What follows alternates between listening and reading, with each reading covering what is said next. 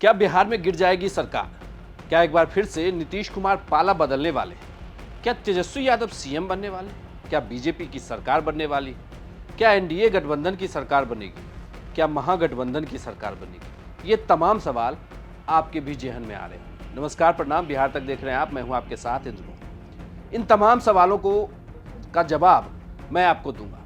सबसे बड़ा सवाल यह है कि जेडीयू में जो उठापटक हुई है, क्या उसके बाद नीतीश कुमार एक बार फिर से बीजेपी के साथ जा सकते हैं? दरअसल इसके पीछे के थोड़े से इतिहास को देखना होगा। नीतीश कुमार इसके पहले भी जब महागठबंधन के साथ थे और उसके बाद राष्ट्रीय अध्यक्ष बने तो पाला बदल लिया और बीजेपी के एनडीए के साथ आ गए। इस बार फिर से वो राष्ट्रीय अध्यक्ष बने हैं, सरकार महागठबंधन की ही है और ये कहा जा रहा है कि अगर फिर से इतिहास दोहराता है तो वो पाला बदल लेंगे तो सरकार बदल जाएगी। लेकिन क्या ये इतना आसान है?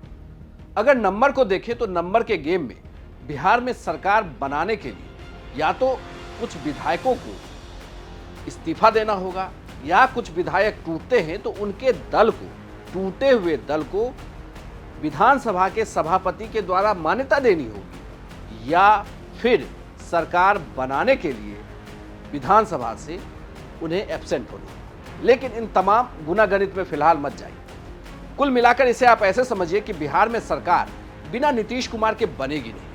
भले ही उनके विधायक या यूं कहें कि उनकी पार्टी तीसरे नंबर की पार्टी है, लेकिन सरकार बनाने के लिए नीतीश कुमार का होना जरूरी है। ऐसे में अब सवाल उठता है कि आखिर नीतीश कुमार क्या फिर से पाला बदल लेंगे? क्या नीतीश कुमार बीजेपी के साथ जाने वाले हैं?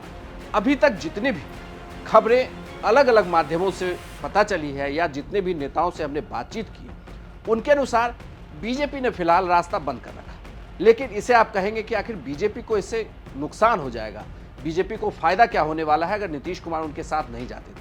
रास्ता बंद करने से तो बीजेपी को बड़ा नुकसान होगा। ये बात बिल्कुल सही है। अगर बीजेपी के साथ नीतीश कुमार जाते हैं तो पिछले लोकसभा चुनाव की तरह ही एनडीए प्रदर्शन कर सकती है, यानी कि पिछले लोकसभा चुनाव में जो 39 सीटें आई थी वो 39 सीटें आ जाएंगी। लेकिन बीजेपी के नेताओं से आप ऑफ द रिकॉर्ड अगर बात करेंगे तो उनका यह कहना है कि फिलहाल ये लग रहा है कि नीतीश कुमार अगर सीएम बीजेपी के किसी चेहरे को प्रोजेक्ट कर दें तो शायद गठबंधन में बात बन जाए। लेकिन इसकी बात फिलहाल बन नहीं रही है और नीतीश कुमार किसी और को सीएम बनाने नहीं जा रहे, यानी कि नीतीश कुमार जब तक राजनीति में है वो सीएम बने रहेंगे और सीएम बने रहने के लिए वो महागठबंधन की सरकार में है तो वहां पर वो बिल्कुल सेफ है। एक दूसरा बड़ा सवाल ये उठता है, क्या नीतीश कुमार तेजस्वी को सीएम बनाने जा रहे हैं? इसे लेकर कई तरह की चर्चाएं थी, बल्कि इसी चर्चा को रोकने के लिए नीतीश कुमार राष्ट्रीय अध्यक्ष बने। एक थ्योरी ये भी थी कि ललन सिंह लालू परिवार के नजदीक हो गए थे, कुछ विधायकों का टूटकर आरजेडी के साथ जाना तय हो गया था, ऐसे में तेजस्वी सीएम बन जाते। इसी पार्टी की टूट को रोकने और लालू से नजदीकियों को कम करने के लिए राष्ट्रीय अध्यक्ष का पद नीतीश कुमार ने ले लिया।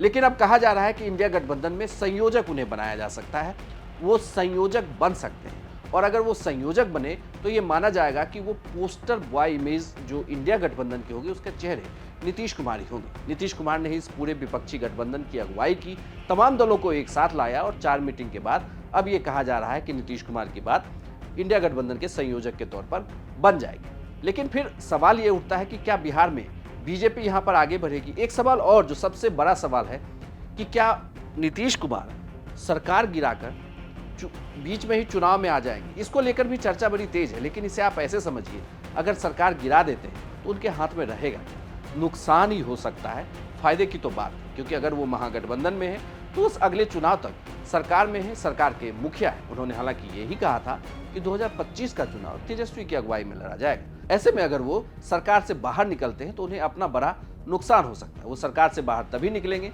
जब बीजेपी के साथ या एनडीए के साथ जाकर सरकार बना सके। कुल मिलाकर अगर देखें तो बिहार में फिलहाल सरकार गिरती हुई तो नजर नहीं आ रही।